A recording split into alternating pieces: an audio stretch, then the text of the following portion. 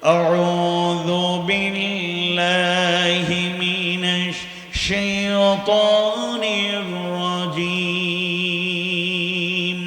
بسم الله الرحمن الرحيم يا أيها الناس قد جاءتكم موعظة من ربكم وشفاء لما في الصدور وهدى ورحمة للمؤمنين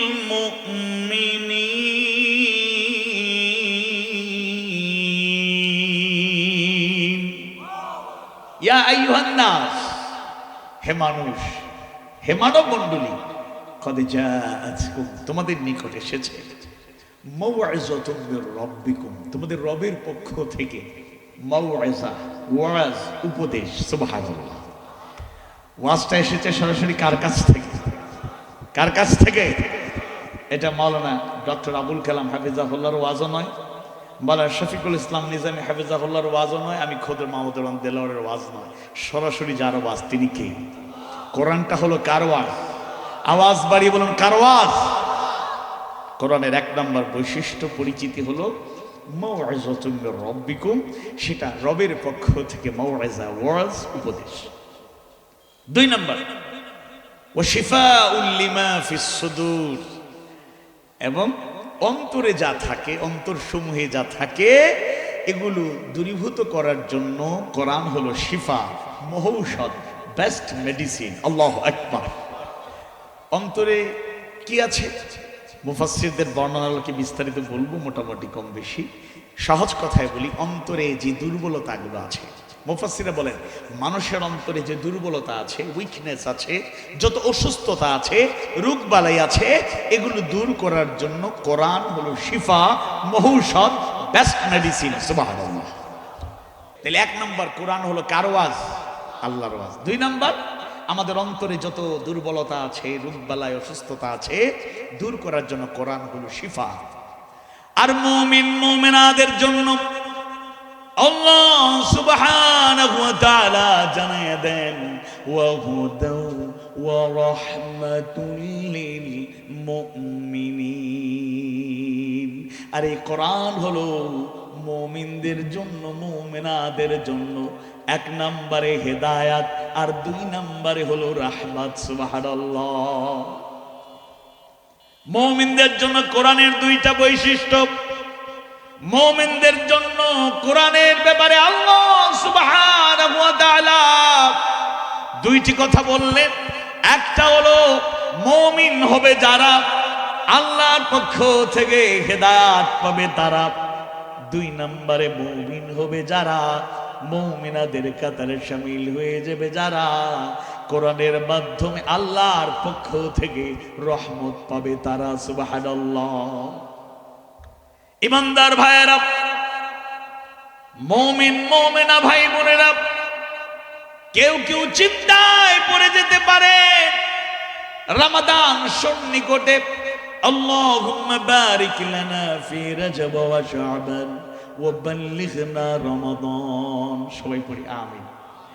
রমাদান সন্নিকটে, যে রমাদানে কোরআনটা নাজিল হলো, দ্বিতীয় সূরা, সর্ববৃহৎ সূরা সূরাতুল বাকারার 185 নম্বর আয়াতে কারিমা আল্লাহ তাআলা জানিয়ে দিলেন শাহরু রমাদানাল্লাযী উনজিলা ফীহিল কুরআন হুদাল লিন-নাসি ওয়া বাইয়িনাতিন মিনাল হুদা ওয়াল ফুরকান। সূরাতুল বাকারার 185 নম্বর আয়াত কারিমায়ে আল্লাহ সুবহানাহু ওয়া তাআলা জানায়া দিলেন হুদাল লিন-নাস, এই কোরআন হলো মানুষের জন্য, সকল মানুষের জন্য, মানব জাতির জন্য, মানবতার জন্য হেদায়াত। আবার আল্লাহ তাআলা সূরা ইউনূসে বললেন মুমিনদের জন্য হেদায়াত। সূরা লোকমানের ৩ নম্বর আয়াতে বললেন মুহসিনদের জন্য হিদায়াত। আবার সূরাতুল বাকারার শুরুতে আল্লাহ তাআলা জানায় দেন বিসমিল্লাহির রহমানির রহিম আলিফ লাম মিম যালিকাল কিতাবু লা রাইবা ফীহি হুদাল লিল মুত্তাকিন। যালিকাল কিতাব, এটা এমন একটা কিতাব লা রাইবা ফীহি, যাতে ভুল ত্রুটি থাকা দূরের কথা, সন্দেহ করার মতো কোনো কিছুই নাই। আল্লাহু আকবার। হুদাল লিল মুত্তাকিন, আর মুত্তাকিদের জন্য হিদায়াত। তাহলে সূরাতুল বাকারার 185 নম্বর আয়াতে বললেন মানুষদের জন্য হেদায়েত, সকল মানুষের জন্য হেদায়েত। ওই আয়াত পড়ার পরে আমরা উৎসাহিত হয়ে গেলাম, আমরা মানুষ মাত্রই হেদায়েত পেয়ে যাব।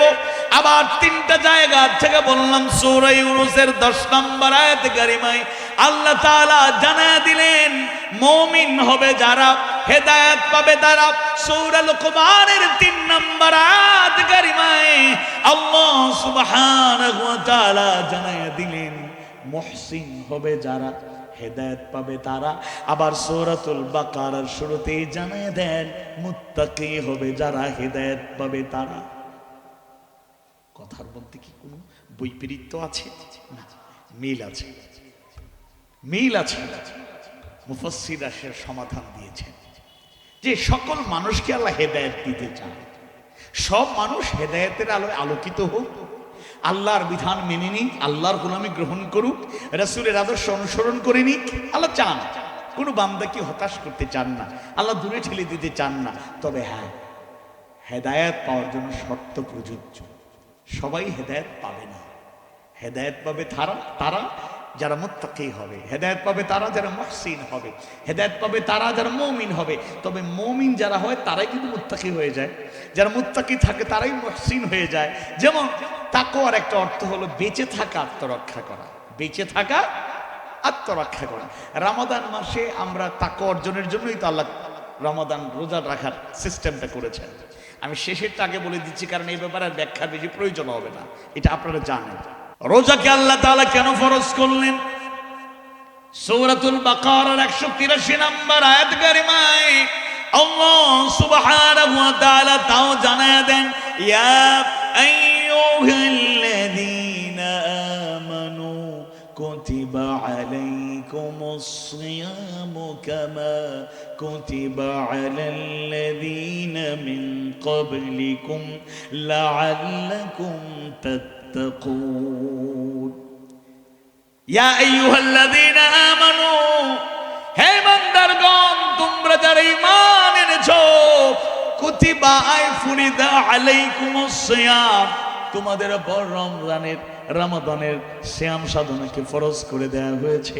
কামা কুতিবা আলাল্লাযীনা মিন ক্বাবলিকুম, যেভাবে তোমাদের পূর্ববর্তীদের উপর ফরজ করা হয়েছিল। লাআল্লাকুম তাত্তাকুন, আশা করা যায় সম্ভবত তোমরা মুত্তাকি হবে, তাকওয়ার নীতি অবলম্বন করবে, তাকওয়ার গুণ অর্জন করবে। সুবহানাল্লাহ। তাহলে আল্লাহ তো হতাশ করতে চান নাই, বলেছেন এটা হুদাল লিন্নাস। এই 2 আয়াত পড়ি, এক আয়াত মাঝখানে 184, 83 নম্বর আয়াতে বলে লাআল্লাকুম তাত্তাকুন, আর এদিকে বললেন হুদাল লিন্নাস। আবার সূরা বাকারা বলে হুদাল লিল মুত্তাকিন। একটার সাথে একটা কানেকশন আছে। আল্লাহ মানুষ হেদায়েত পাবে, আবার বললেন মুত্তাকিরা হেদায়েত পাবে, হতাশ করে দেন নাই। মানুষদেরকে আবার বলছেন, মানুষদেরকে বলছেন রোজা রাখো, সিয়াম সাধনা করো। যারা মুসলমান হয়ে যাবে, মুমিন হয়ে যাবে, মুমিনা হয়ে যাবে, তারা রোজা রাখবে, তাকওয়ার গুণ অর্জন করবে, আর তারা মুত্তাকি হওয়ার কারণে হেদায়েত পেয়ে যাবে। সুবহানাল্লাহ। কিন্তু আমরা ওই যে রোজা আসে আর যায়, আমাদের জীবনে কি পরিবর্তন আসে? ইমানদার ভাইয়েরা, তরুণদের বলি, এই এলাকায় এরকম তরুণ আছে কিনা জানি না, এমন রোজাদারও পাওয়া যায় জীবনে কেন পরিবর্তন হয় না এটা বোঝানোর জন্য বলছি। এমন তরুণদের পাওয়া যায় সাহারি ঠিকঠাক মতো গ্রহণ করে, এর আগে ঘুমায় না। যদি জিজ্ঞেস করেন এত রাতে ব্যাডমিন্টন খেলেন, ক্রিকেট খেলেন, ফুটসাল, ফুটবলের আরেকটা ভার্সন এখানে নিয়ে আসছে, মিনিবার ফুটবল, এটার নাম ফুটসাল। আচ্ছা, এইগুলা খেলে রাত কাটায়, ক্যারেম খেলে। জিজ্ঞেস করলে এই টাইম ওয়েস্ট করছেন কেন? হুজুর আমার ঘুম একটু ভারী, যদি এখন সাহারির আগে ঘুমায় যায়, সাহারির সময় আমি উঠতে পারি না, কষ্ট হয়, এই জন্য টাইমটা একটু পাস করছি। আচ্ছা, তাও কিছু বললাম না।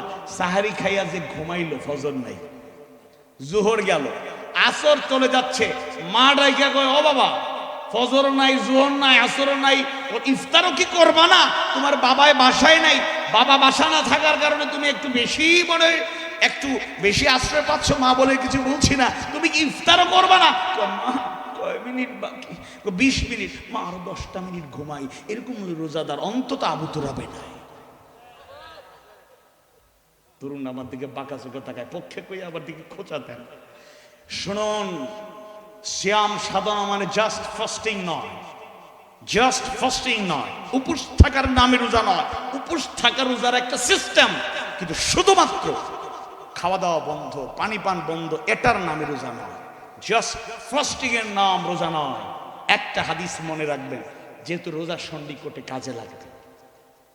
50 বছর না, জীবনের 70-80 বছর রোজার যদি রাখেন আর ওই অনুভূতি নিয়ে রোজা না রাখেন, আপনার জীবনে কোনো চেঞ্জ আসবে না। মুত্তাকি হতে পারবেন না, আমি হতে পারবো না, হেদায়েতও পাবো না।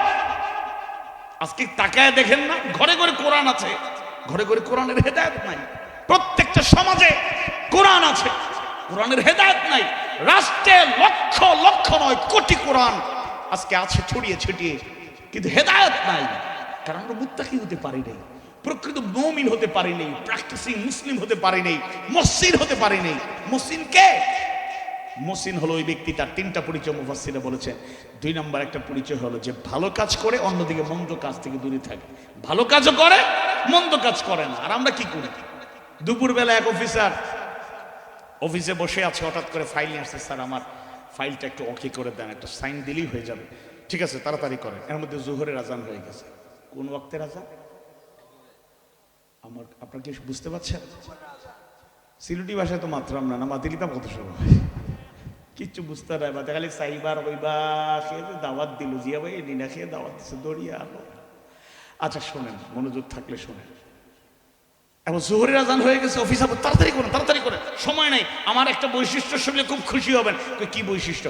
যে আমি আজান হলি মসজিদে ঢুকি, ওযু আগে করি, বা যদি ওযু আগে না করি আজানের সাথে সাথে ওযু করে মসজিদে ঢুকে প্রথমে দখলুল মাসজিদ 2 রাকাত সুন্নত নামাজ আদায় করি। এটা আমার বহুদিনের অভ্যাস।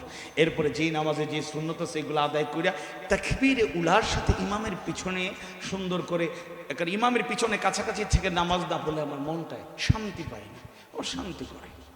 স্যার আপনি তো খুব ভালো, আচ্ছা ঠিক আছে, আচ্ছা তাড়াতাড়ি করো।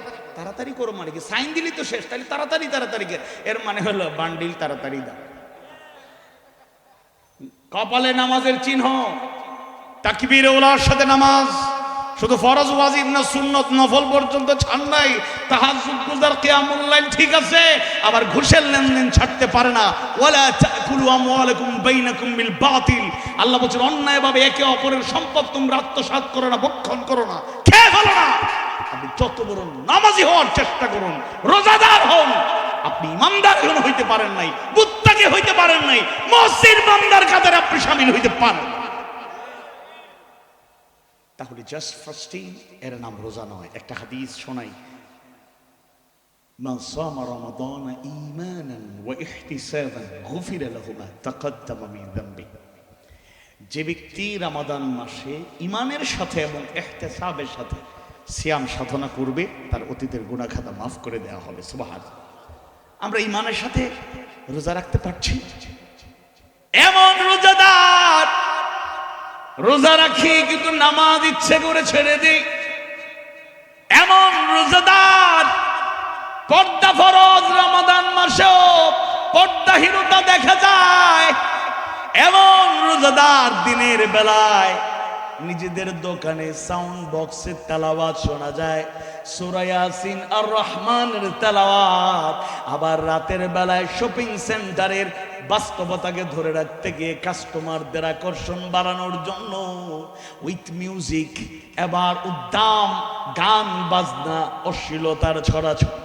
রমাদান মাসে আমি রোজা রাখি, আবার আমি ওজনে কম দিয়ে মানুষকে ঠকাই, প্রতারণা করি। ঈদ কাছাকাছি আসলে মানুষের মুখে হাসি ফোটানোর চিন্তা থাকা দূরের কথা, সুদের কারবারিদের সুদের রেট আরো বেড়ে যায়। রাস্তাঘাটে সব একরকম নয়, সব একরকম নয়। প্রশাসনের লোকেরা যারা আইন রক্ষা করার কথা, তারা আইন লঙ্ঘন করে অবৈধভাবে রিক্সা চালক থেকেও 10 টাকা নিতে গিয়েও জোর জবরদস্তি করে। এরকম লোক অন্তত বাংলাদেশে এরকম পুলিশ নাই, বাট হয়। কিন্তু কেন? মূল কথায় ফিরে আসি। হুদাল্লিন নাস, এই কোরআন মানুষের জন্য হেদায়েত। আল্লাহ মানুষকে কাউকে দিকহারা, পথহারা, মিসগাইডেড দেখতে চান না। তিনি গফুরুর রহিম, তিনি রহমানুর রহিম, তিনি দয়ার সাগর। বান্দা হেদায়েত পেলে আল্লাহর চাইতে খুশি আনন্দিত আর কেউ হন না। কিন্তু বান্দাদেরকে সুযোগ দেন, সুযোগটাকে কাজে লাগাই। আমরা মুমিন হতে পারি নাই, আমরা মুত্তাকি হতে পারছি না, আমরা মুহসিন বান্দাদের কাতারে শামিল হতে পারছি না, যার কারণে হেদায়েত পাচ্ছি না। তাহলে এখানে 2টা পয়েন্ট আলোচনা এখানে শেষ করি। শেষেরটা আগে করে নিলাম কারণ এগুলো আমাদের কমন, এরপরে স্মরণ করিয়ে দেয়া। আল্লাহ তাআলা সূরা ইউনূস 10ম সূরা 57 নম্বর আয়াতে কারিমার শেষ অংশে মুমিন মুমিনাদের জন্য সুসংবাদ জানায় দিলেন, ওয়া হুদাও ওয়া রাহমাতুল লিল মুমিনিন। আরে কোরআন হলো এমন এক কিতাব যেটা মুমিনদের জন্য, মুমিনাদের জন্য এক হলো হেদায়েত, 2 নাম্বার হলো রহমত স্বরূপ। আল্লাহর রহমত ছাড়া একটা কদমের সামনে অগ্রসর হতে পারবেন না। যারা ঈমান ভালো, আমলদার, বড় বড় মুত্তাকি, আল্লাহওয়ালা, ওলি আল্লাহর কাদের শামিল হয়ে গেলে যদি কশ্চিন কালেও মনের মধ্যে আসে আমার আর কিছু লাগবে না, ঈমান ঠিক আছে, আমলে তো সমৃদ্ধ, আমার ডানে বামে কত পাপিষ্ট লোক দেখি, আমি তো খুব ভালো, আসলেই তিনি ভালো, এরকম কনফিডেন্স নিয়ে যদি বলেন আমার ঈমান আর আমলের কারণে জান্নাতে আমি চলে যাব, আপনার মতো বোকা বুদ্ধিহীন মুমিন মুমিনা এই জমিনের উপরে আর আসমানের নিচে কেউ থাকতে পারে না। মনে রাখবেন, যত ভালো ঈমান হোক, ওই ঈমানদার হওয়ার পেছনেও আল্লাহর কবুলিয়াত, তার রহমত আছে। ভালো কাজ করার তৌফিক তিনি দিয়ে থাকেন। তিনি যদি রহমত না দিতেন, দয়া না করতেন, করুণা না করতেন, যদি বাছাই না করতেন, তাহলে ভালো মানুষদের কাতারে শামিল হতে পারতাম না। জায়গা হচ্ছে না। এরপরও আবু তুরাব এই জনপদে আলহাজ আব্দুল হক নিজামী হাফিজাহুল্লাহর তত্ত্বাবধানে, উদ্যোগ এবং সার্বিক ব্যবস্থাপনায় এই যে মাহফিলে বসার জায়গা নাই, কষ্ট করে একেবারে একজনের সাথে আরেকজনের বডি লেগে গেছে, দাঁড়ায়া কষ্ট করে শুনছেন। বলুন তো, এই জায়গায় আসার মতো এই আন্তরিকতা অন্তরে যিনি ঠেলে দিলেন, রহমত যিনি করলেন, তিনি কে? এই বিষয়ে আমি কথা শেষ করতে চাই, আর বাড়াতে চাই না। আল্লাহর রহমত আর দয়া, করুণা আসলেই সৌভাগ্য। শেষ দিকে আল্লাহ অনেক বান্দাকে মৃত্যুর আগে বেশি বেশি কাজ করার তৌফিক দেন, ভালো কাজ করার তৌফিক দেন। আর কিছু লোক আছে সারা জীবন ভালো ছিল, কোনো একটা দুর্বলতার কারণে আল্লাহ তারে পছন্দ করছেন না, শেষ দিকে আইসা দেখবেন তার হেদায়েত থেকে সে বঞ্চিত হয়ে যায়। এই জন্য আল্লাহ দোয়া শিক্ষা দিয়েছেন, রব্বানা লা তুযিগ কুলুবানা بعد إذ هديتنا وهب لنا من لدنك رحمة إنك أنت الوهاب। সবাই পড়ি আমিন। যখন পথের দিশা দিয়েছো আল্লাহ, তখন বিপথে তুমি নিও না, নিও না, নিও না, নিও না, না, তখন বিপথে তুমি নিও না। ঈমান যখন দিয়েছো আল্লাহ, ওমরের মতো দাও, বিনিময়ে তার যদি নিতে চাও, জীবন নিয়ে না। ঈমান যখন দিয়েছো আল্লাহ, ওমরের মতো দাও, বিনিময়ে তার যদি নিতে চাও, জীবন নিয়ে না।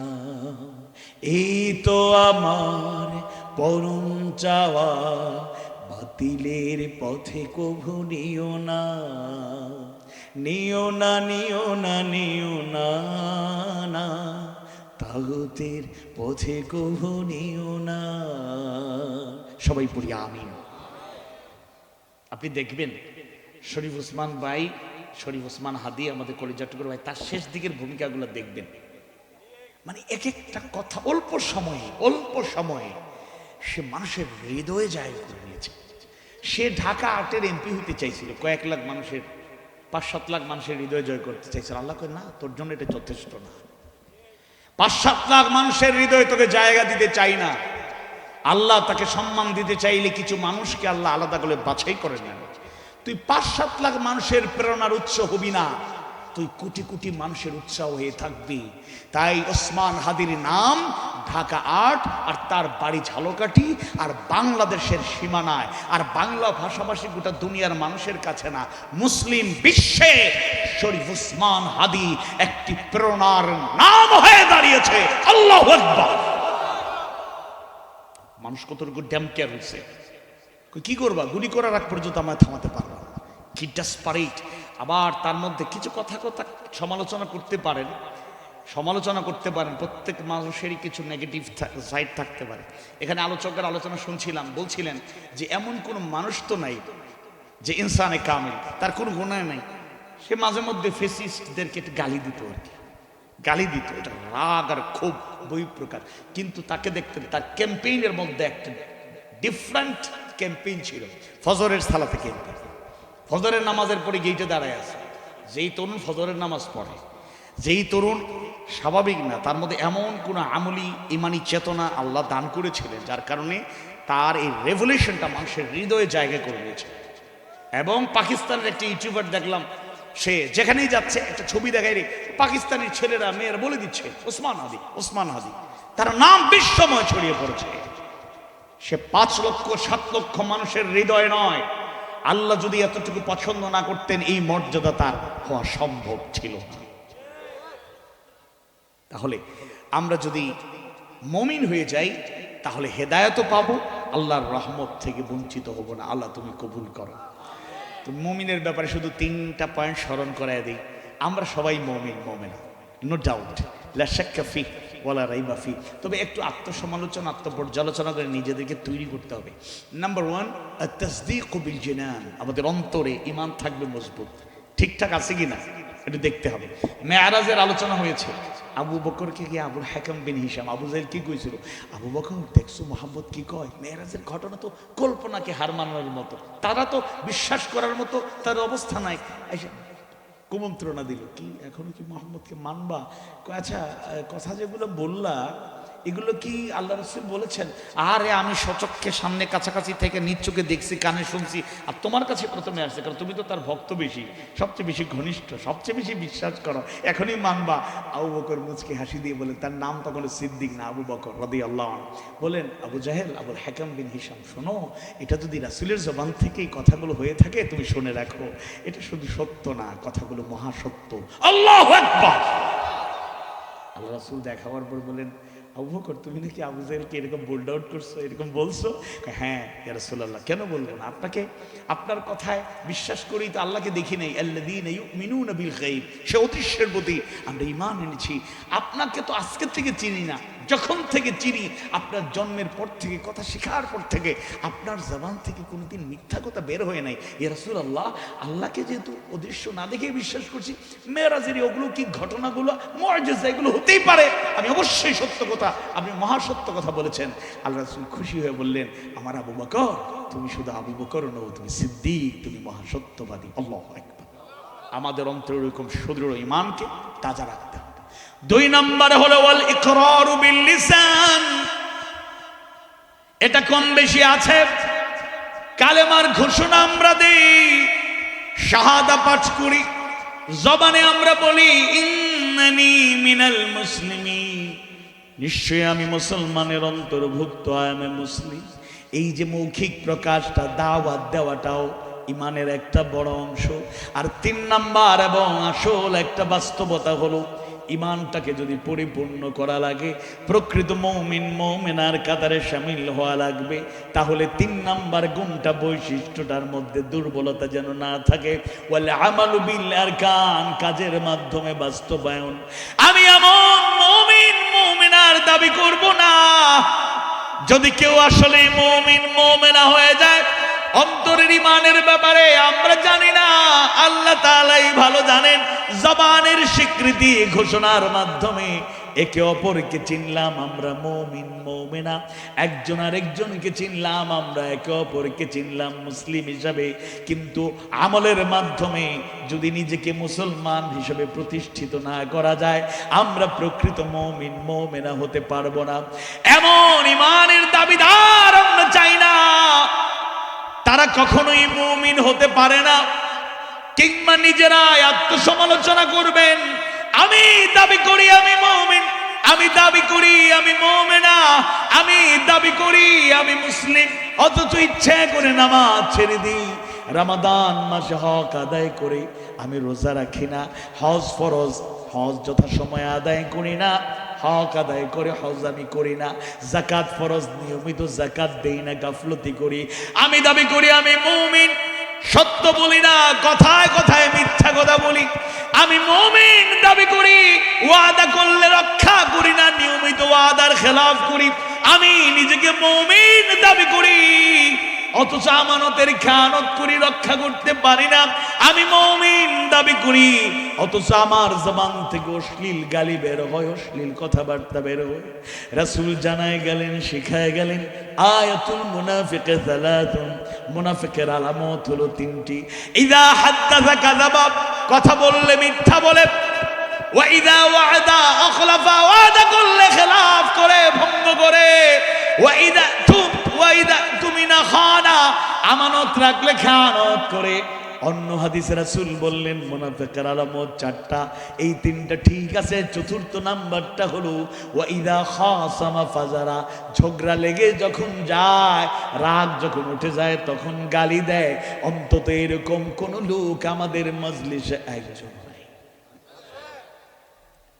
কথা যদি বলতেই হয় কাউলান কারীমা, সম্মানজনক কথা বলবেন। কথা যদি বলতেই হয় কাউলান সাদীদা, সত্য কথা বলবেন। কথা যদি বলতেই হয় কাউলান মা'রুফা, উত্তম কথা, ভালো কথা বলবেন। কথা যদি বলতেই হয় কাউলান লাইয়িনা, নরম নরম কথা বলবেন। আমি যদি মুমিন হই, মুমিনা হতে চাই, তাহলে মুনাফিকের আলামত আমার মধ্যে রাখলে চলবে না।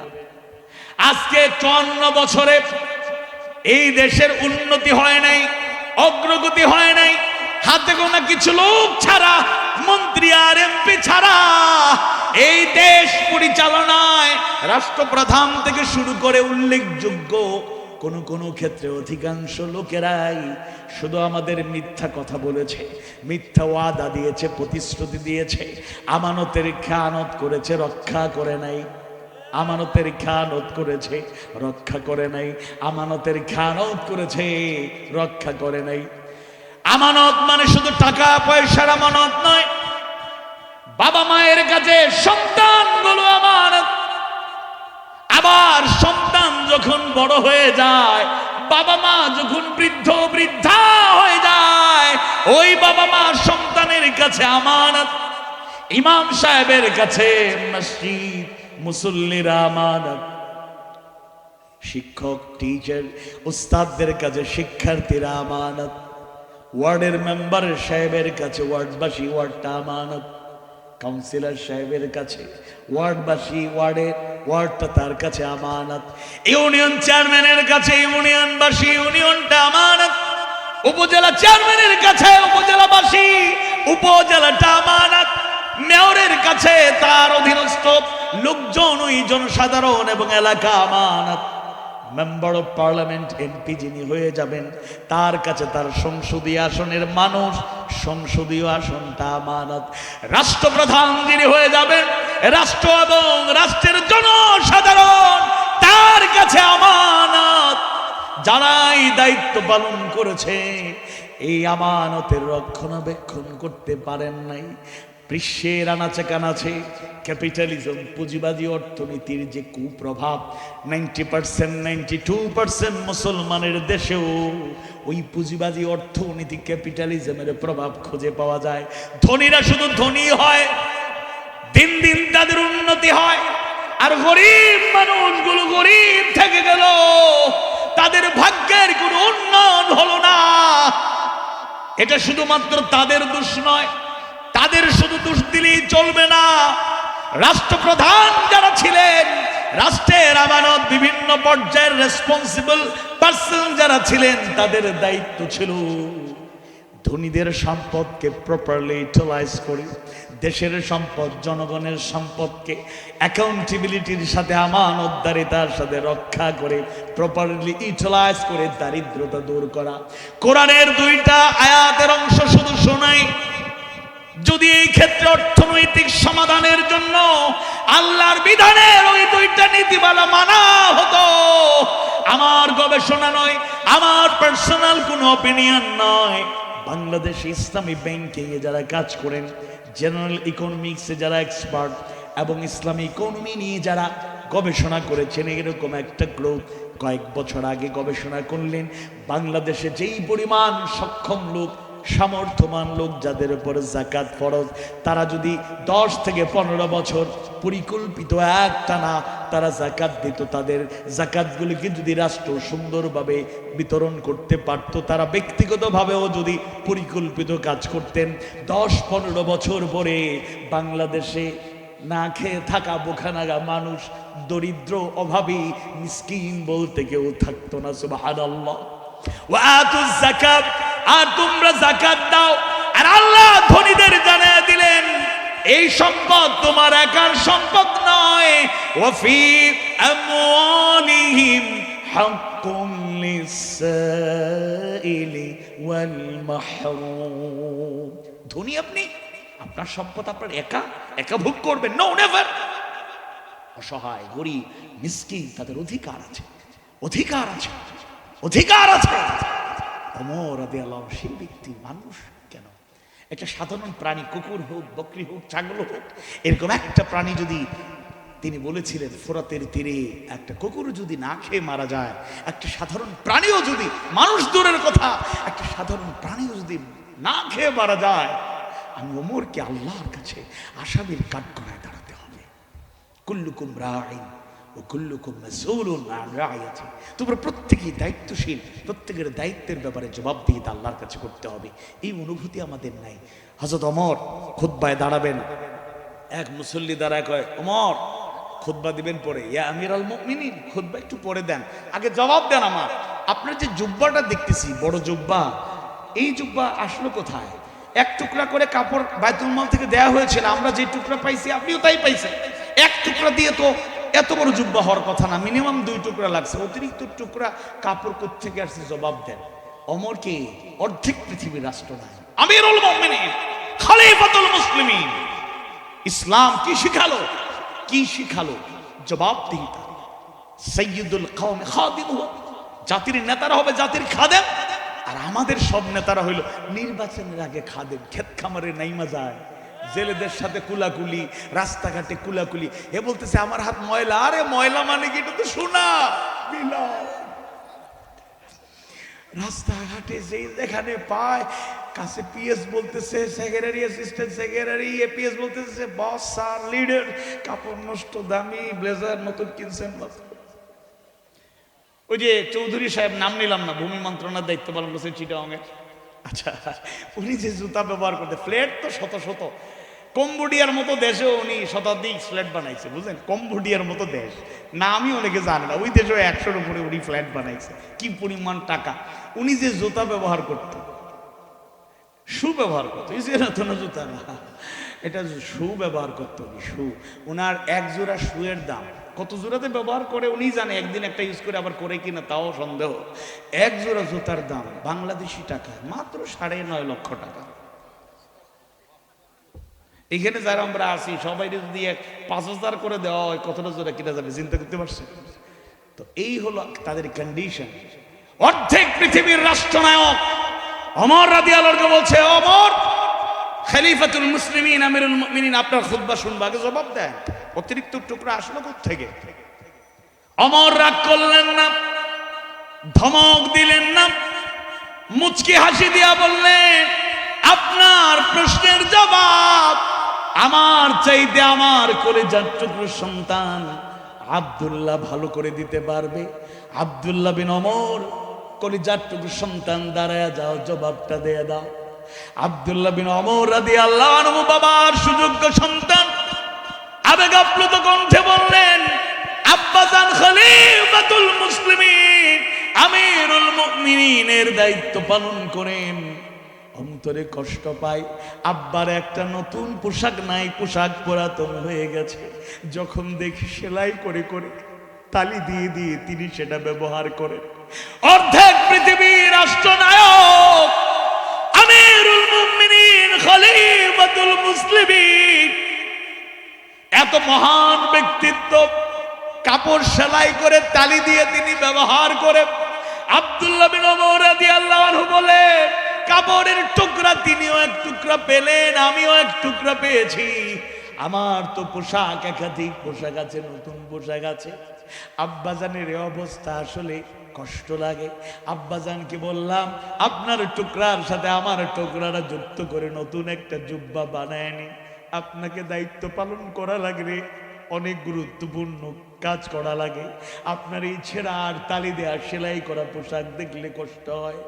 আব্বাজান আমার অতিরিক্ত টুকরা এবং তার টুকরা মিলে একটা জুব্বা তৈরি করেছে। ওই মুসল্লি যিনি প্রশ্ন করলেন এবার কাঁদতে কাঁদতে বললেন, ইয়া আমিরুল মুমিনিন আপনি খুতবা দিন, সামি'না ওয়া আতা'না, আমরা শুনবো এবং আনুগত্য করব। আল্লাহু আকবার। আর আমরা সামান্য সমালোচনা করলেই মানে আমাদের গিলে ফেলবে এরকম একটা অবস্থা। এরকম বিশ্বস্ত আমানতার নেতৃত্বের সংকটে 54 বছরে আমরা পেছনে পড়ে গেলাম। আমাদের অনেক লোক বলে, পরিচিত অনেক আলেমরা পর্যন্ত বলে, আমরা গরিব দেশের মানুষ।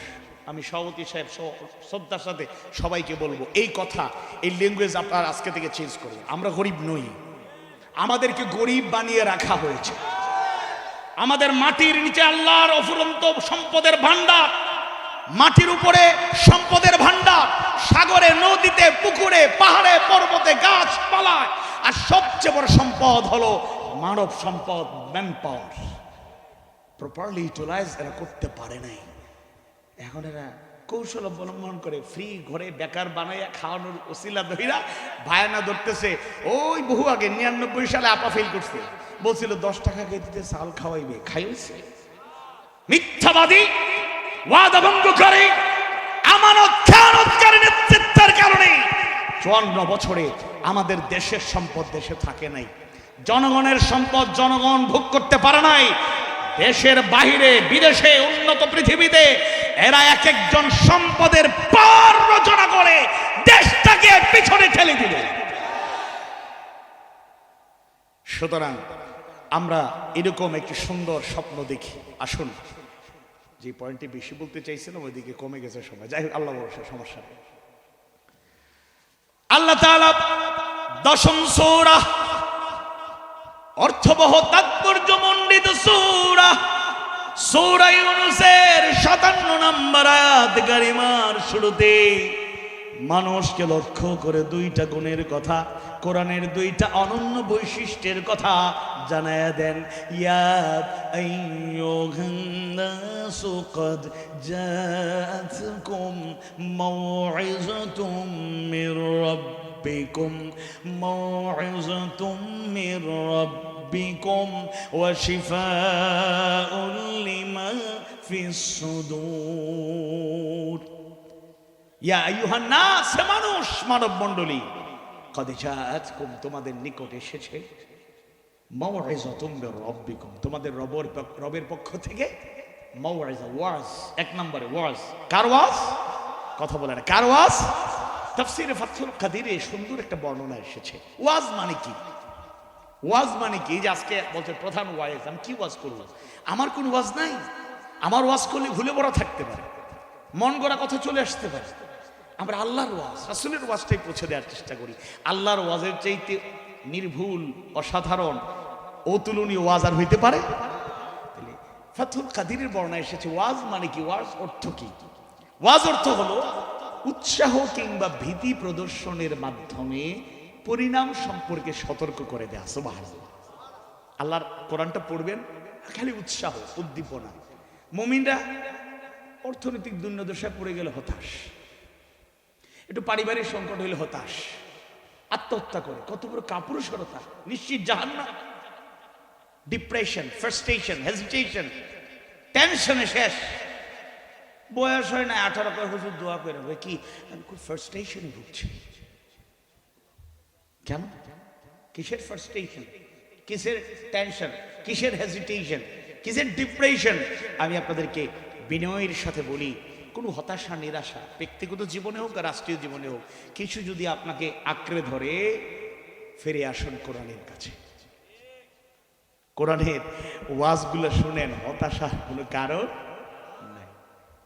ওয়ালা তাহিনু ওয়ালা তাহজানু ওয়া আনতুমুল আ'লাউনা ইন কুনতুম মুমিনিন।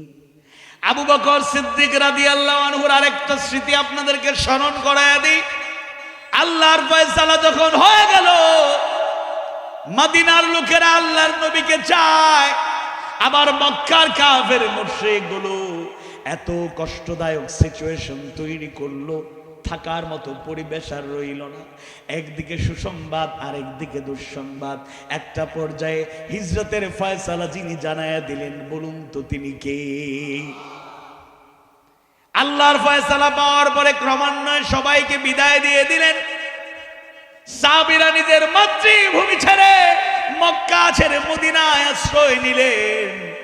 আল্লাহ রাসূল শেষ পর্যায়ে আলী বিন আবি তালেব রাদিয়াল্লাহু আনহুকে একটু দায়িত্ব দিয়ে আমানত পৌঁছে দিয়া বললেন, তুমি চলে আসবে আল্লাহ যদি কবুল করে। আবু বকর সিদ্দিক রাদিয়াল্লাহু আনহুকে সাথে নিয়ে রওনা হয়ে গেলেন। আমরা জানি পথিমধ্যে তিনি শত্রুর দ্বারা ঘেরাওয়ের মধ্যে পড়ে গেলেন। শত্রুরা ঘিরে ধরেছে, গুহায় আশ্রয় নিয়েছে। কারণ কাফির শীর্ষ নেতারা ঘোষণা দিয়েছে, মুহাম্মদকে জীবিত কিংবা মৃত যে বাজারা হাজির করতে পারবে। ওই সময়ের সবচেয়ে দামি উট ছিল, যার নাম ছিল লাল উট। লাল উট একটা, 10টা, 20টা নয়। যে বাজারা মুহাম্মদকে সাল্লাল্লাহু আলাইহি ওয়াসাল্লাম তাকে জীবিত কিংবা মৃত ধরে নিয়ে আসবে, 100 লাল উট তাকে উপহার দেওয়া হবে, পুরস্কার দেওয়া হবে। তরবারি উঁচু করে চতুর্দিকে সেই সৈন্যগুলো ঝাঁপিয়ে পড়ল, খুঁজতে শুরু করলো। গুহায় আশ্রয় নিলেন আল্লাহ রাসূল আর আবু বকর। শত্রুদের ঘোড়ার খোরের আওয়াজ পাওয়া যায়। আবু বকর সিদ্দিক রাদিয়াল্লাহু আনহু আল্লাহর রাসূলকে প্রাণের চেয়েও বেশি ভালোবাসতেন। আর আমরাও যদি আল্লাহর রাসূলকে বেশি ভালোবাসতে না পারি, মুমিন মুমিনার কাতারে শামিল হতে পারবো? আনাস রাদিয়াল্লাহু আনহু قال رسول الله صلى الله عليه وسلم لا يؤمن أحدكم حتى أكون أحب إليه من والده وولده والناس أجمعين। আনাস বিন মালিক রাদিয়াল্লাহু আনহু থেকে বর্ণিত, তিনি বলেন, আল্লাহ রাসূল বলেছেন, ইরশাদ করেছেন, তোমাদের মধ্য থেকে ততক্ষণ পর্যন্ত কেউ মুমিন হতে পারবে না যতক্ষণ না আমি তার কাছে তার পিতা, তার সন্তান, দুনিয়ার সব মানুষের চাইতে প্রিয় হয়ে যাব। সুবহানাল্লাহ। আরেকটা তথ্য জানায়া যায়, সূরা আত-তাওবার 9ম সূরার 24 নম্বর আয়াতটা পড়বেন। সব হালাল ভালোবাসা হালাল থাকবে, কোনো সমস্যা নাই। ব্যাখ্যা দিচ্ছি না, সময় কম। সব হালাল ভালোবাসা ঠিকঠাক, তবে তিনটা ভালোবাসা সবচেয়ে বেশি অগ্রাধিকার পাবে। এক নম্বরে যার জন্য সবচেয়ে বেশি ভালোবাসা থাকবে তিনি কে? আওয়াজ বাড়িয়ে বলুন, তিনি কে? দুই নম্বরে তার রাসূল, তিন নম্বরে ওয়া জিহাদিন ফি সাবিলি, আল্লাহর পথে জিহাদ। গত বছর যে আলোচনা করলাম ইসলামী আন্দোলন, যেটার কোরআনী পরিভাষা জিহাদ ফি সাবিলিল্লাহ, আল্লাহর পথে চেষ্টা প্রচেষ্টা, এই তিন ভালোবাসা অগ্রাধিকার দিতে হবে, নতুবা প্রকৃত মুমিনা হতে পারবেন না। সূরা তাওবার 24 নম্বর আয়াতের শেষাংশে এই ভালোবাসাকে যারা অগ্রাধিকার দিতে পারবে না তাদেরকে আযাব আর গজবের ভয় দেখিয়েছেন কে? রাসূল সাল্লাল্লাহু আলাইহি ওয়াসাল্লামের ভালোবাসায়, তার নিরাপত্তায় বললেন, ইয়া রাসূলুল্লাহ, ইয়া হাবিবাল্লাহ, শত্রুরা কাছাকাছি চলে এসেছে, তাদের ঘোড়ার খুরের আওয়াজ পাওয়া যায়। আল্লাহ রাসূল মুচকি হাসলেন, সান্ত্বনার বাণী জানাইয়া দিলেন, তাও যার ওয়াজ, যার আয়াত, তিনি কে? আয়াত অংশ শোনাইয়া দিলেন। আবু বকরকে সান্ত্বনা দিলেন, লা তাহজান ইন্নাল্লাহা মা'ানা, লা তাহজান, ও আবু বকর চিন্তা করো না, চিন্তার কোনো কারণ নাই। তুমি মনে করছো আমরা একা, ইন্নাল্লাহ, নিশ্চয়ই আল্লাহ তাআলা মা'ানা, আমাদের সাথে আছেন। আল্লাহু আকবার। ফিলিস্তিনে ইসরায়েলি সৈন্যরা M16 AK-47 উন্নত মানের অস্ত্রগুলো তাক করে, ছোট ছোট বাচ্চারা, আমাদের বাচ্চারা গুলি করা দূরের কথা, খেলনার পিস্তল দিয়ে ধরলে ভয় পায়। আর ফিলিস্তিনের শিশুরা এরা বুলেট ধরে, ওরা পাথর দিয়ে উল্টা মারে। ওই ওদের সৈন্যদের, অস্ত্রধারী সৈন্যদের সাথে গিয়ে এরকম দেখবেন মুখ দিয়ে ধাক্কা দিয়ে কথা কয়। আল্লাহু আকবার। এদের হতাশার কারণ নেই, নিরাশার কারণ নেই, কারণ ওই জনপদগুলোতে নবীদের জন্ম আল্লাহ দিয়েছেন বেশি, এদের ইমানি তেজ আলাদা। হতাশ হয় না, নিরাশ হয় না, কারণ মুমিন মুমিনাদের শত কষ্টের মাঝেও প্রেরণা দেয় যে কিতাব, এটার নাম কি? আওয়াজ বাড়ি বলুন, নাম কি? 15.5 বছর ওই জালেমরা কি আমাদেরকে কম কষ্ট দিয়েছে? কথা বলেন, আমরা কি কষ্ট পান নাই? একটা মামলাও খান নাই? মামলা খাইছেন নাকি? চুরির জন্য মামলা না, ছিনতাই, চাঁদাবাজি, টেন্ডারবাজি, মাস্তানি, খুন খারাপি, বউ পিটানো, আত্মীয় স্বজনের হক মারা, জায়গা দখল করা, এগুলোর জন্য মামলা না। আল্লাহর জন্য, দিনের জন্য যদি মামলা হয়, কোনো লজ্জা আছে? অনেকে বুঝি তো লজ্জা। আমিও তো ছোটখাটো আসামি, 54টা মামলা ছিল মাত্র। কয়টা? 54টা। 3 বার জেলে রাখছে। সরকারের কত টাকা আমার পিছনে খরচ করেছে, খারাপ লাগে। ওই আপার প্রতি একটা কৃতজ্ঞতা, একটা বিষয়ে কৃতজ্ঞতা করতে হয়, কারণ ওই যে বাইরে বাইরে সফরে সফরে থাকি, আসলে ইবাদত বন্দেগী নফল আসলে কম হয়, সত্য কথা। কিন্তু জেলখানায় 5 ওয়াক্ত নামাজ শুধু না, ইমামতি তো করছি আল্লাহর রহমতে, পাশাপাশি হলো তাহাজ্জুদ মিস হয় নাই বললে চলে, বলেন আলহামদুলিল্লাহ। তো এটা কি ভালো করে নাই? ওই যে আমাদের আল্লামা নদভী হাফিজাহুল্লাহ আইএসির মালিক হয়ে গেছিলেন না, আমাদের ডক্টর আবুল কালাম স্যারও তো আইএসিতে আছেন। উনি আইএসির মালিক, Satkania, Lohagara, black list, red list, এদের নাম, আমার নামও ছিল মোটামুটি সিনিয়র পর্যায়ে, যে সাতকানিয়া লোহাগাড়া এদের প্রবেশ নিষেধ, মাহফিল করা যাবে না। বাপরে মা, আলেম হয়েও জালেমের ভূমিকায় কোরআনের আওয়াজ স্তব্ধ করতে চেয়েছিল, তাদের আওয়াজ স্তব্ধ করেছেন কে? আওয়াজ বাড়িয়ে বলুন কে? ভাববেন না, এত হতাশা, নিরাশা, এত কষ্ট, এত জুলুম করেছে তারা, ব্যাখ্যা দিলে তো অনেক সময় যাবে। অনেক জুলুম করেছে, শুধু শহীদ করেনি, পরিবারের সদস্য যারা ছিল, যে ঘরে থাকতো, বুলডোজার দিয়ে সাতক্ষীরায় ঘর বাড়ি গুড়িয়ে দিয়েছে মাটির সাথে। এক ছোট্ট তরুণ, তাকে একটা দায়িত্ব দেওয়া হলো, ঢাকা থেকে কিছু মেহমান গিয়েছেন, কিছু সহযোগিতা করা হবে, যারা মজলুম, কষ্ট পেয়েছে, ঘরহারা বা বিভিন্ন সমস্যায় আক্রান্ত, ক্ষতিগ্রস্ত, তালিকা করতে তাকে দায়িত্ব দেওয়া হয়েছে। সে তালিকা করে হাজির, কেন্দ্রীয় দায়িত্বশীলের সামনে, স্থানীয় দায়িত্বশীলের সামনে তালিকা দিল। স্থানীয় এক মুরব্বী দায়িত্বশীল বলেন, এই তুমি কি করলা, একটা নাম তো দাও নাই।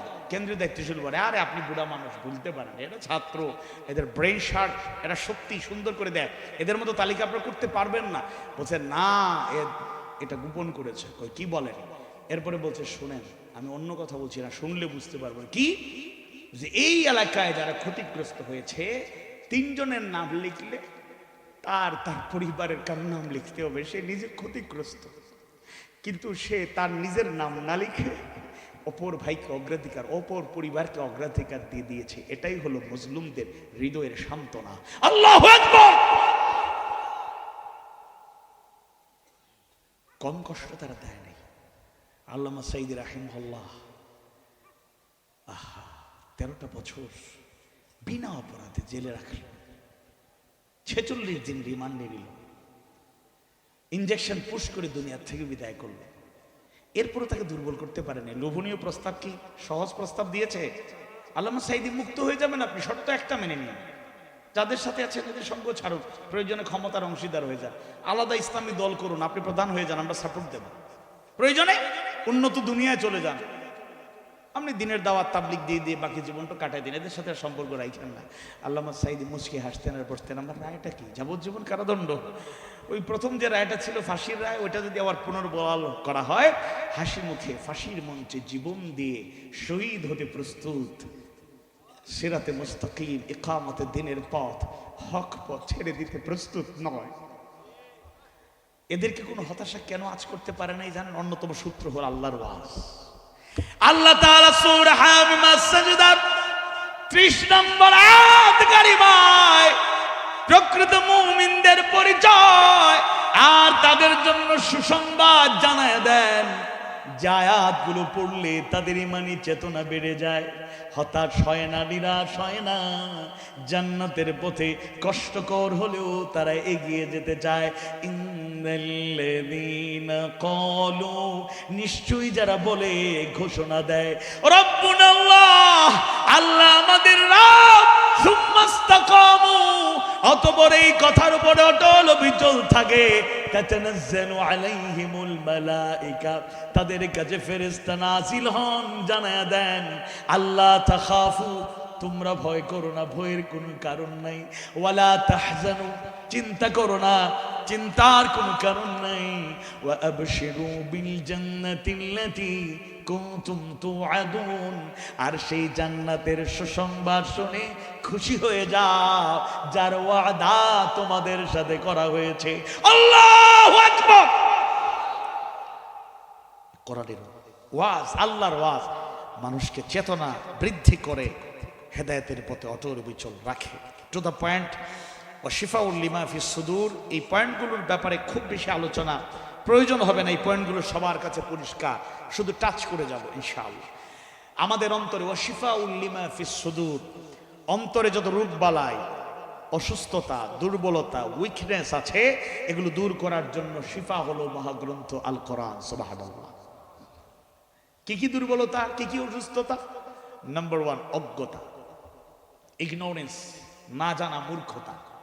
সূরা জুমারের 9 নম্বর আয়াত কারিমায় আল্লাহ সুবহানাহু ওয়া তাআলা জানায় দেন, কুল হাল ইয়াস্তাউিল্লাযীনা ইয়া'লামুনা ওয়াল্লাযীনা লা ইয়া'লামুন, বলুন, যারা জানে আর যারা জানে না তারা সমান হতে পারে না। কাউকে কষ্ট দিতে চাই না, মুরব্বীরা শুনুন, 50 বছর থেকে কম বেশি সময় নামাজ আদায় করে যাচ্ছে, কিন্তু নামাজের সঠিক ইলম যদি না থাকে, ওই জ্ঞান যদি না থাকে, হতে পারে নামাজ আল্লাহর কাছে কবুল হচ্ছে না।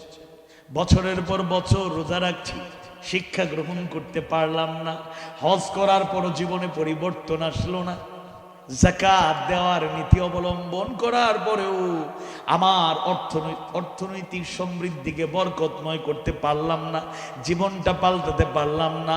এর অন্যতম কারণ হলো সঠিক জ্ঞান আমাদের নাই। একটা মাসআলা স্মরণে রাখবেন, একটা মাসআলা স্মরণে রাখবেন, মা বোনেরা মনোযোগ দিয়ে শুনুন। 2টা শর্ত পূরণ না করলে আপনার ইবাদত, কোন আমল আল্লাহর কাছে কবুল হবে না। কয়টা শর্ত? 1 নাম্বার হলো আমল করার ক্ষেত্রে, ইবাদত করার ক্ষেত্রে নিয়তটাকে সহি করতে হবে, ইন্নামাল আ'মালু বিন্নিয়াত। আর 2 নম্বরে হলো যেন তেন ভাবে আমল করলে চলবে না, যেন তেন ভাবে ইবাদত করলে চলবে না, সুন্নাহ মোতাবেক ইবাদত, সুন্নাহ মোতাবেক আমল আমাদের করা লাগবে। যেমন নামাজের ব্যাপারে বলি, আল্লাহ রাসূল বলেছেন সল্লু কামা রাআইতুমুনি উসাল্লি, সালাত আদায় করো সেভাবে যেভাবে আমাকে আদায় করতে দেখো। সুবহানাল্লাহ। এজন্য এটা ইসলাম সম্পর্কে সেই জ্ঞান আমাদের মৌলিক, সেই শিক্ষা গ্রহণ করতেই হবে। নতুবা আমার ওই দুর্বলতার কারণে আমার ইবাদত আমল ঠিক আছে, কিন্তু সঠিক জ্ঞান না থাকার কারণে আমি হয়তো আমার আমলটা আল্লাহর কাছে সেভাবে উপস্থাপন করতে পারছি না, আল্লাহর কাছে কবুল না হতে পারে। 2 নম্বর দুর্বলতা হলো, অসুস্থতা হলো ভ্রান্ত বিশ্বাস, রং আইডিয়া। যেমন সহজ করে একটা উদাহরণ আপনাদেরকে দিই। সিলেট থেকে এসেছি, আপনারা অনেকেই সিলেটে গিয়েছেন। সুযোগ পেলে সিলেটে দাওয়াত থাকলো, কুল সিরু ফিল আরদ। আল্লাহ সফরের কথা বলেছেন, আপনি সিলেটে চলে গেলেন ভ্রমণের নিয়তে। আল্লাহর সৃষ্টিরাজি দেখলেন, আল্লাহর শুকরিয়া আদায় করলেন, অনুগত হলেন। সিলেটে যাওয়ার পরে চিন্তা করলেন, যেহেতু ভ্রমণের জন্য, আল্লাহর সৃষ্টিরাজির সৌন্দর্য দেখার জন্য সিলেটে চলে এসেছি। সিলেট শহরেই তো শাহজালাল রহমতুল্লাহ আলাইহি শুয়ে আছেন, তার কবর আছে। শাহবানান রহমতুল্লাহ আলাইহি শুয়ে আছেন, তার কবর আছে। জিয়ারত করলেন, সুন্নাহ আমল হয়ে গেল, সওয়াব পাবেন, কোনো সন্দেহ নাই। কিন্তু ওই জায়গায় গিয়ে কবরের সামনে সিজদা দেওয়া যাবে? সিজদা দেওয়া যাবে? ইন্না শিরকা লা যুলমুন আযীম। কিংবা মা বোনেরাও এমন দোয়া করতে শোনা যায়, পরিবারে অশান্তি, সন্তান নাই, স্বামী সিগন্যাল দিয়েছে, আবার হাইকোর্ট রায় দিয়ে অনেক নারীদেরকে ভয় ঢুকাই দিছে, তৃতীয় বিয়ে করতে অনুমতি লাগবে না। প্রথম স্ত্রীদের ঘরে ঘরে আলেম হন আর যেই হন, ঘরে ঘরে আলোচনা শুরু হয়ে গেছে, কি আপনার খবর কি? এটা আলহামদুলিল্লাহ ভালো। দেখেন আমার অনুমতি তো লাগবে না, কিন্তু আমারে ছাইরা দেওয়ার কিছু কইবেন না। নারীরা যত বড় মুত্তাকি হোক, আল্লাহ ভালা হোক, তাহাজ্জুদ গুজার হোক, ভালোবাসায় বাক বসাতে দিবে না। যদি ইশারায় মজা করে বলেন, তোমার একা একা কষ্ট দেখে ভাল লাগে না, তোমার একজন সহযোগী দরকার ছিল, কামলা মহিলা রেখে লাভ আছে, বেপর্দা হয়ে যাবে, পর্দার লঙ্ঘন হবে, বরং বৈধভাবে একজন নিয়ে আসে, দেখবেন পরের দিন থেকে তরকারিতে লবণ নাই, মরিচ বেশি, অবস্থা অশান্তি আর অশান্তি আছে না নাই। দেখেন মা বোনরা, আবার আমি উৎসাহ দিয়ে যাচ্ছি না, আপনারা কষ্ট নিয়েন না। তো আপনি ওইখানে গেলেন, দোয়া করে, বাবা সন্তান নাই, সন্তান দাও। নাউযুবিল্লাহ। সন্তান দেওয়ার মালিক কে? আওয়াজ বাড়িয়ে বলেন, মালিক কে? আমি তো কষ্ট হচ্ছে, সময় তো চলে যায়, আটকে রাখতে পারতেছি না 2 মিনিট, আর অল্প একটু বাড়াই না দিলে মানুষ হুজুরদের দিয়ে বক্তব্য বেশি শোনাতে চায়, আর আমি আর কি আপনাদের কাছে সময় নিচ্ছি। আপনাদের কি মন খারাপ? বেজার ওজার ওই রানি আপনারা? সিলেট কিন্তু দাওয়াত দিছি, যাইবা ইনশাআল্লাহ, হুক্কা ইনশাআল্লাহ। তাহলে এই যে শিরিক বিদআত অজান্তে ঢুকে যাচ্ছে, এই ভ্রান্ত আকীদার থেকে দূরে। 3 নম্বর, সংশয়, ডাউট। মুসলমানের সন্তানরা পর্যন্ত নাস্তিক হয়ে যায়। ইউনিভার্সিটিতে পড়ার পরে 3rd ইয়ারে পড়তে না পড়তেই 12 বাজারে উন্নত রেস্টুরেন্টে চা খায়, খুব আনন্দ করে। বাবার বন্ধু এক আঙ্কেল দেখে বলেন, বাবা তোমাকে তো খুব সুন্দর লাগছে। হ্যাঁ আঙ্কেল, আল্লাহর রহমতে হাসি খুশি থাকো তুমি। হ্যাঁ, কারণ অনেক কিছু শিখে বেড়াইছি। কি শিখছো বাবা? There is no creator, there is no God. সৃষ্টিকর্তা বলতে, প্রভু বলতে কিছু নাই। নাউজুবিল্লাহ বলবেন না। সে শিখছে, মহান শিক্ষা, কপাল পোড়া, আর কিছু শিখতে পারে নাই। যতগুলো নাস্তিক, এদের মূল কথা হলো unseen is nothing, unseen is nothing. যা দেখা যায় না এগুলো কিছুই না, আল্লাহরে দেখি নাই, মানবো কেমনে? আর আল্লাহ আগে আলোচনা করেছে, আল্লাহ বলতে হুদাল্লিল মুত্তাকিন, মুত্তাকি হবে যারা, হেদায়েত পাবে তারা। আর মুত্তাকিদের 1 নাম্বার গুণ হলো আল্লাযীনা ইউমিনুনা বিল গায়ব, অদৃশ্যের প্রতি ঈমান। আল্লাহকে দেখি নাই, ঈমান থাকবে। রাসূলকে সচক্ষে দেখি নাই, ঈমান থাকবে। জান্নাত জাহান্নাম দেখি নাই, ঈমান থাকবে। আখিরাত সচক্ষে দেখি নাই, ঈমান থাকবে। ফেরেশতা দেখি নাই, ঈমান থাকবে। আমানতু বিল্লাহি ওয়া মালাইকাতিহি ওয়া কুতুবিহি ওয়া রুসুলিহি ওয়াল ইয়াউমিল আখির ওয়াল কদরি খাইরিহি ওয়া শাররিহি মিনাল্লাহি তাআলা ওয়াল বা'থ বা'দাল মাউত। এরকম দৃঢ় ঈমান আমাদের লালন করতে হবে। সন্দেহবাদীদের, ডাউটকারীদের সাথে সম্পৃক্ত হয়ে দুনিয়া আখিরাত আমরা বরবাদ করতে চাই না।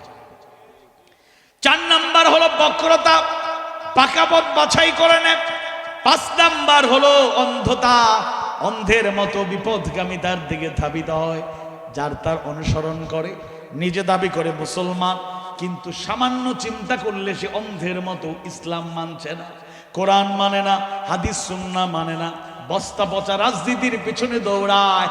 তার নেতা বললে তার নেতার নামে স্লোগান দিতে দিতে জীবন কাটায়া দিল। অতবার যদি আল্লাহর নাম আর রাসূলের নাম নিত, দুরূদ পড়তো, তার ঈমান আমল বাড়ায়া দিতেন কে? সাইদি সাহেব মজা করে বলছিলেন, এক বিদেশি আসছিল বাংলাদেশ, যেখানেই যায় ওই শুধু বাবার নাম। মনে আছে আপনাদের? কি একটা অবস্থা! খেলা দেখতে গেছে, কয় স্টেডিয়াম, কোন স্টেডিয়াম? অমুক স্টেডিয়াম, বাবার নামে। আচ্ছা, খেলাধুলা মাইল লাগছে, উনি আহত, এবার নিয়ে আসছে ওনারে হসপিটালে। উনি জ্ঞান ফেরার পরে কয় কোন হসপিটালে? কয় এটা চিনতে পারো না, কোন হসপিটাল? এটা অমুক। এটা কোন রোডে? কয় ও বাবার নামে ও রোডে। আল্লাহর রাস্তায় আমার আর ওই বাবার নামে গুরুস্থানে নিয়ে যায় না, হসপিটাল থেকে বিদায় দাও। সব জায়গায় ওই রকম বাবা আর নেতার স্লোগান দিয়া জপতে জপতে যেই পরিমাণ টাইম ওয়েস্ট করেছে, যদি আল্লাহর স্মরণ, রাসূলের সেই স্মরণ মুমিন হিসেবে অন্তরে ধারণ করতে পারতাম, আমার জীবন পাল্টে যেত। 6 নাম্বার হলো মুনাফিকি। 4টা বৈশিষ্ট্য বলেছি, আর বলতে চাই না। মুনাফিকি গুণ থেকে, হিপোক্রেসি থেকে যেন দূরে থাকতে পারি। 7 নাম্বার হলো অহংকার। ইন্নাল্লাহা লা ইউহিব্বুল মুতাকাব্বিরিন। কেউ কেউ মনে করে, মনে হয় অহংকার মনে হয় শুধু বড় লোকদের থাকে, ক্ষমতাসীনদের থাকে। হাদিসের বর্ণনা এরকম আছে, জাহান্নামে যারা যাবে তাদের অন্যতম একটা অংশ গরিবদের মধ্যেও আছে অহংকার, ঢুকতে পারে। এটা আছে সহি বর্ণনা। এজন্য অহংকার, ইলমের অহংকার, জ্ঞানের অহংকার, সামাজিকতার অহংকার, বংশমর্যাদার অহংকার, টাকা পয়সার অহংকার, ক্ষমতার অহংকার তো আছেই, নাকি নাই? 8 নাম্বার হলো হিংসা। এই হিংসা আমাদের মধ্যে আছে না নাই? একটা হাদিস শোনাই, একটা হাদিস, আর কোন কথা নেই। বাকি 2 পয়েন্টের কথা বলবো না। 9 হলো লোভ, অসৎ কামনা। 10 নম্বর হলো গাফলতি। আর 8 নম্বরের হিংসার ব্যাপারে শুধু একটা হাদিস আপনাদেরকে শোনাই। রাসূল সাবধান করলেন, জানায়া গেলেন, ইয়াকুম ওয়াল হাসাদ ফাইন্নাল হাসাদা ইয়াকুলুল হাসানাত কামা তাকুলুন নারুল হাতাব। ইয়াকুম ওয়াল হাসাদ, সাবধান, হিংসা থেকে দূরে থাকো। ফাইন্নাল হাসাদা ইয়াকুলুল হাসানাত, কেননা হিংসা তোমাদের আমলে সালেহ, পুণ্য কাজ যা করছো এটা খেয়ে ফেলছে, শেষ করে দেয়। কামা তাকুলুন নারুল হাতাব, আগুন যেভাবে কাঠকে ভস্মীভূত করে খেয়ে ফেলে। প্রজ্বলিত আগুনের মাঝে শুকনা কিছু কাঠ যদি একটু আপনি দিয়ে দেন, 5-7 মিনিট পরে, 10 মিনিট পরে ওই শুকনা কাঠ আপনি আর খুঁজে পাবেন না। আগুন এটাকে জ্বালিয়ে একেবারে ছাই করে দেবে। হিংসা হলো এমন কবিরা গুনাহ, হিংসা হলো এমন কবিরা গুনাহ, হিংসা হলো এমন কবিরা গুনাহ।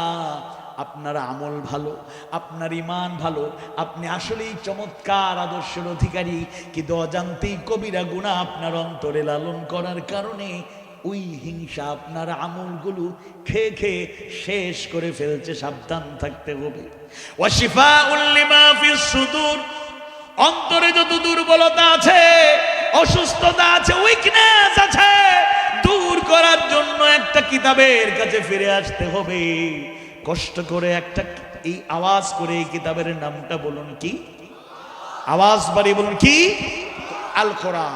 সব সমস্যার সমাধান, সব সমস্যার সমাধান।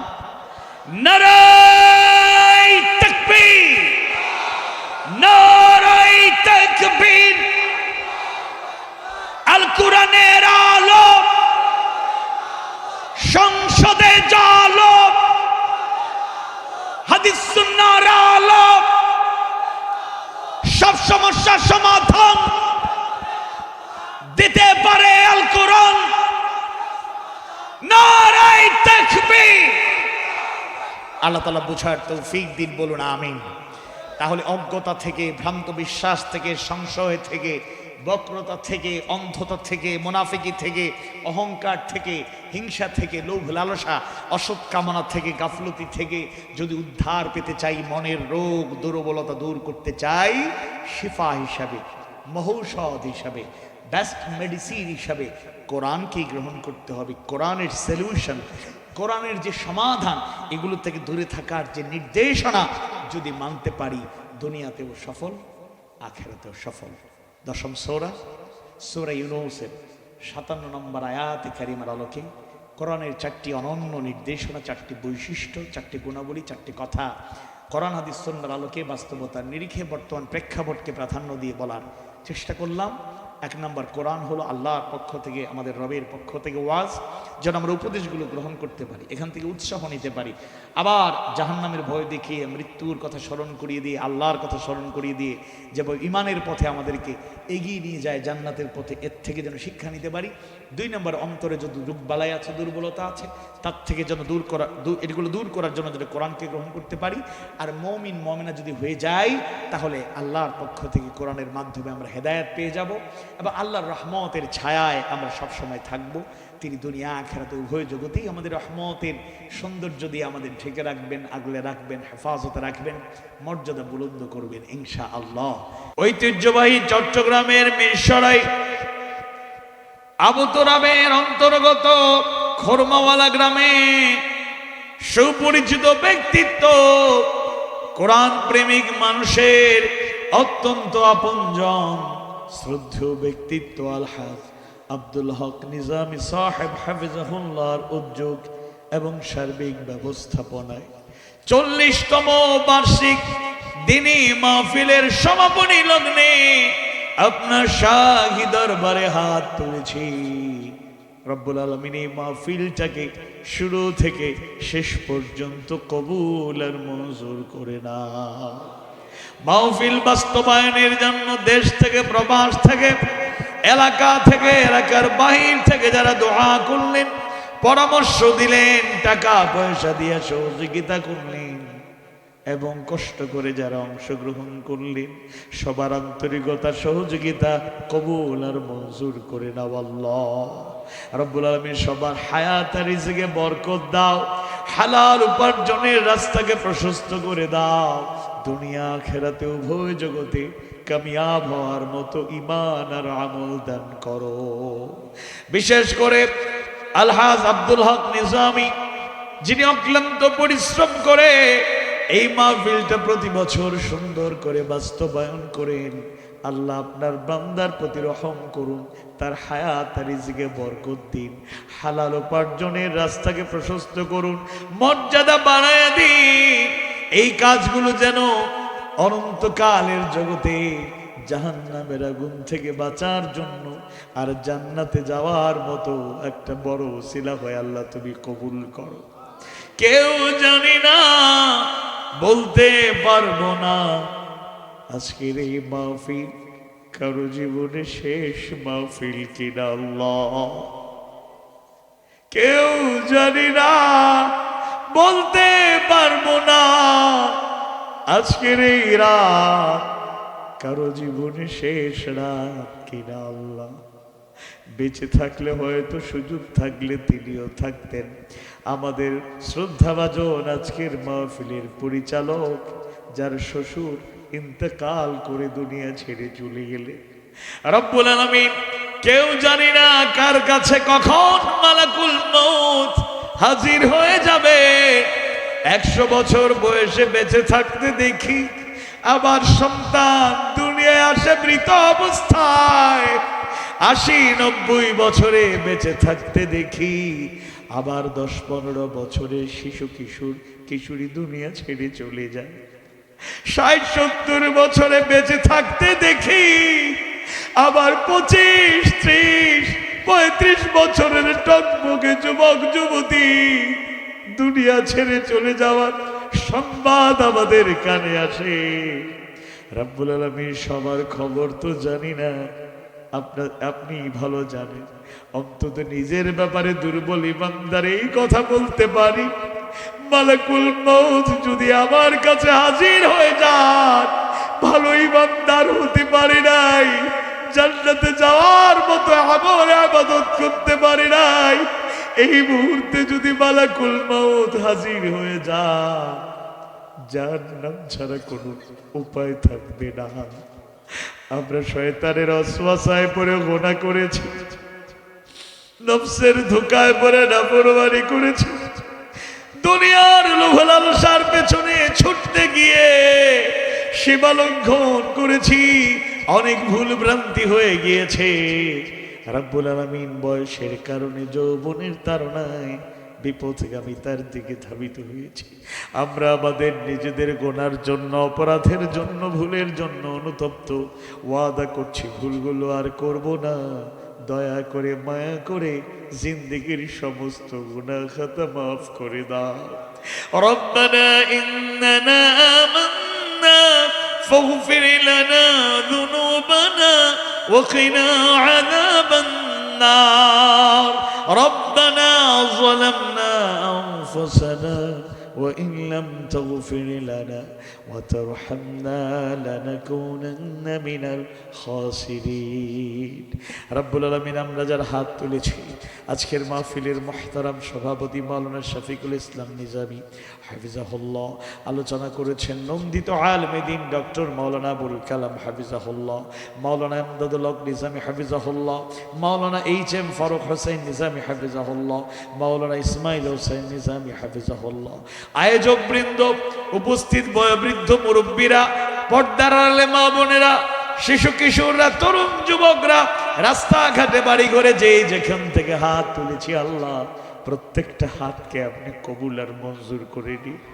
আবার বলি, সবার হায়াত আর রিজিকে বরকত দিন, হালাল উপার্জনের রাস্তাকে প্রশস্ত করে দিন, দুনিয়া আখিরাতে উভয় জগতে কামিয়াব হওয়ার মতো ঈমান আর আমল দান করুন। আল্লাহ আমাদের যত নেক মকসুদ আছে, ভালো পরিকল্পনা আছে, কবুল আর মঞ্জুর করো। যত সুন্দর পরিকল্পনা আছে, কবুল করো, মঞ্জুর করো। আর যাদের যত সমস্যা আছে, আল্লাহ দয়া করে, মায়া করে দূর করে দাও। অভাব অনটন থাকলে দূর করে দাও। ঋণের বোঝা থাকলে ঋণ মুক্ত বানাও। ব্যক্তিগত পারিবারিক সমস্যা থাকলে দূর করে দাও। যারা অসুস্থ, সুস্থতার নিয়ামত দান করো। যারা অসুস্থ, সুস্থতার নিয়ামত দান করো। যারা অসুস্থ, সুস্থতার নিয়ামত দান করো। এলাকাবাসীর প্রতি রহমত নাজিল করো। বৃহত্তর চট্টগ্রামের প্রতি আপনার খাস মেহেরবানি নাজিল করুন। আল্লাহ আমাদের প্রাণের চেয়েও প্রিয় জন্মভূমি, মাতৃভূমি বাংলাদেশের প্রতি খাস রহমত নাজিল করুন। দেশের জন্য বিভিন্ন ধাপে ধাপে যারা জীবন দিলেন, মানবতার কল্যাণে দিনের জন্য যারা জীবন দিলেন, তাদের মর্যাদা বাড়াইয়া দাও। তাদের পরিবারের সদস্য, আত্মীয় স্বজনকে সাবরে জামিল দাও। সুন্দর একটা পরিবেশ তৈরি হয়েছে, আল্লাহ পরিবেশটাকে কবুল আর মঞ্জুর করে দাও। উলামায়ে কেরাম এক কাতারে দাঁড়িয়েছে। বাংলাদেশের ইতিহাসে এমন সুন্দর পরিবেশ আমরা নিকট অতীতে দেখি নাই। 54 বছরেও এত সৌন্দর্য আর এত উৎসাহ উদ্দীপনা পাই নাই। রব্বুল আলামিন আমাদের কিছু দিনী ভাইরা, বড় একটা অংশ যাদেরকে আমরা আল্লাহর জন্যই ভালোবাসি, দিনের জন্যই ভালোবাসি, ভুল বুঝাবুঝির কারণে দূরে সরে যেতে চান, কিন্তু মন চায় না তারা দূরে সরে যান। একসাথে চলতে গিয়ে, ফিরতে গিয়ে দেশ গড়ার চিন্তা, মানবতার কল্যাণ করার চিন্তা। রব্বুল আলামিন আপনার বিধানের আলোকে, রাসূলের সুন্নাহর আলোকে সৌন্দর্যমণ্ডিত একটা সমাজ আর রাষ্ট্রের বাস্তবায়ন যদি করতে হয়, সবাইকে ঐক্যবদ্ধ থাকার কোনো বিকল্প নাই। বুনিয়ানুম মারসুসের মতো যে সীসা ঢালা প্রাচীরের মতো সম্পর্ক সুসংহত হচ্ছে, আল্লাহ সহজেই সেটা যেন ভেঙে না যায়। আপনি সেই ভুল বুঝাবুঝিকে দূর করে আমাদের ভালোবাসার বন্ধনটাকে মজবুত করে দেশ গড়ার কাজে নিয়োজিত হওয়ার তৌফিক দাও আল্লাহ। যাদের নেতৃত্ব এই দেশের জন্য কল্যাণকর, যারা নেতৃত্বে আসলে দেশ জাতি উপকার পাবে, বোখানাগা মানুষের মুখে হাসি ফুটবে, বৈষম্য থাকবে না, নিরাপদময় একটা দেশ আর সমাজ গড়ে উঠবে। রব্বুল আলামিন ওই সব লোককে আপনি কবুল আর মঞ্জুর করে নিন। তাদের যোগ্যতা, ঈমান, আমলকে আরো সমৃদ্ধ করুন। দেশের জন্য, মানবতার জন্য নিবেদিত থেকে যথাযথ সময় উপযোগী ভূমিকা পালন করার তৌফিক দিন। তাদের সাথে আমাদেরকেও কবুল করে নিন আল্লাহ। যারা না বুঝে জুলুমতন্ত্রকে বেছে নেয়, অন্যায়কে বেছে নেয়, অপরাধের পথে চলে, আল্লাহ ওরা আমাদের ভাই, তাদেরকেও হেদায়েতের আলো আলোকিত করুন, তাদেরকেও সুন্দর পথে কবুল করে নিন। দেশ করার কাজে সবাইকে ভূমিকা পালন করার তৌফিক দাও আল্লাহ। আল্লাহুম্মা ইন্না নাজআলুকা ফি নুহুরিহিম ওয়া নাউযু বিকা মিন শুরুরিহিম। আল্লাহুম্মা আসতুর আওরাতিনা ওয়া আমিন রাওআতিনা। আদম আলাইহিস সালাম থেকে শুরু করে আজ অবধি যত মুমিন মুমিনা কবরে শুয়ে আছেন, রব্বুল আলামিন সবার কবরকে জান্নাতের টুকরা বানাইয়া দাও। খুরমাওয়ালা গ্রাম বৃহত্তর আবু তুরাবের মাটির নিচে যত মুমিন মুমিনা শুয়ে আছেন, আমাদের পরিবারের সদস্য আত্মীয় স্বজন, পরিবারের সদস্য আত্মীয় স্বজন পরিচিত জন যারা মুমিন মুমিনা কবরে শুয়ে আছেন, জান্নাতুল ফিরদাউসের আলা মাকাম দান করো। পরম শ্রদ্ধাভাজন আব্বাজান আর মমতাময়ী জনম দুঃখিনী আম্মাজান, উভয়জন কিংবা একজন যারা বেঁচে আছেন, হায়াত তৈবা দান করো, সুস্থতার নিয়ামত দাও আল্লাহ। বাবা মায়ের খিদমত করার তৌফিক দাও। যত ভুল ভ্রান্তি বেয়াদবি করেছি দয়া করে মাফ করে দাও। আর বাবা মা উভয়জন কিংবা একজন যারা কবরে শুয়ে আছেন, যাদের জন্য কিছুই করতে পারলাম না, বাবা মায়েদেরকে জান্নাতুল ফিরদাউসের আলা মাকাম দান করো। যে আব্বাজান আল্লাহর পক্ষ থেকে যেন রহমতের ছায়া হয়ে আজীবন আগলে রাখার চেষ্টা করলেন, মানুষের মতো মানুষ বানানোর চেষ্টা করলেন, নিজের চাহিদা পূরণ না করে সন্তানদের চাহিদা পূরণ করলেন, সেই আব্বাজান যারা কবরে শুয়ে আছেন, জান্নাতুল ফিরদাউসের আলা মাকাম দান করো। একটা অক্ষরে একটা না, এই জমিনের উপরে আসমানের নিচে পরিচিত জন, আত্মীয় স্বজন, পরিবারের সদস্যদের মাঝে যার চাইতে আপন আমাদের আর কেউ না। মা মমতাময়ী জনম দুঃখিনী মা, যুবক নিজেও বিয়ে করলো, সন্তানের বাবা হিসাবে বাবার কাতারে সামিল হয়ে গেল। স্ত্রী অসুস্থ হওয়ার পর থেকে সন্তানটা দুনিয়ায় আসার আগ পর্যন্ত তার প্রিয়তমা স্ত্রীর গর্ভে তার সন্তানটা লালিত পালিত হয়েছে। গর্ভে ধারণ করা কেমন কষ্টের, যুবক তার প্রিয়তমা স্ত্রীর কষ্টগুলো কাছ থেকে দেখেছে। দিনের পর দিন কত কষ্ট করেছে, রাতের পর রাত তার প্রিয়তমা স্ত্রী তার সন্তানকে গর্ভে ধারণ করতে গিয়া ঘুমাতে পারে নাই। ওই মুমিন যুবকের অন্তরে মায়ের প্রতি ভালোবাসা বেড়ে গেল। সিজদায় অবনত হয়ে আল্লাহর কাছে দোয়া করে, ওগো রব্বুল আলামিন, ইয়া রব্বাল আলামিন, নিজের চোখেই দেখেছি সন্তানকে গর্ভে ধারণ করতে গিয়া আমার প্রিয়তমা স্ত্রী কত কষ্ট করেছে। আল্লাহ, আমিও তো আমার মায়ের গর্ভে ছিলাম, না জানি কত রাতের পর রাত আমার মমতাময়ী আব্বাজানকে ঘুমাতে দেই নাই। দিনের পর দিন মাকে কষ্ট দিয়েছি। বিশেষ করে যেই দিন যেই সময় এই দুনিয়ায় আসলাম, এই দুনিয়ায় আমার আগমন হলো, আসার কাছাকাছি সময় পরিবারের সদস্য আত্মীয় স্বজনরা যারা জানলেন, দোয়া করলেন আর অপেক্ষা করলেন। দাদা দাদি নানা নানি বেঁচে থাকলে কত খুশি, দোয়া করেন আর অপেক্ষা করেন। কেউ কেউ মজা করে বলেন, বাজারে যাও ভালো মানের মিষ্টি নিয়ে আসো, নাতি আসবে নাতিন আসবে দুনিয়ায়। অন্যদিকে মায়ের যখন প্রসব বেদনা শুরু হয়ে গেল, ওই সময়ে এই জমিনের উপরে আসমানের নিচে আমার আম্মা জানের চাইতে অসহায় আর কেউ ছিল না। দুধ পান করেছি, এক ফোঁটা দুধের ঋণ শোধ করা যাবে না। সেই মমতাময়ী আম্মা জান যারা বেঁচে আছেন, আল্লাহ হায়াতে তাইয়্যিবা দান করো, সুস্থতার নিয়ামত দাও, খিদমত করার তৌফিক দাও। আর মা যারা হারিয়েছেন তারা জানেন কত বড় সম্পদ তারা হারিয়েছেন। মায়েদেরকে জান্নাতুল ফিরদাউসের আলা মাকাম দান করো।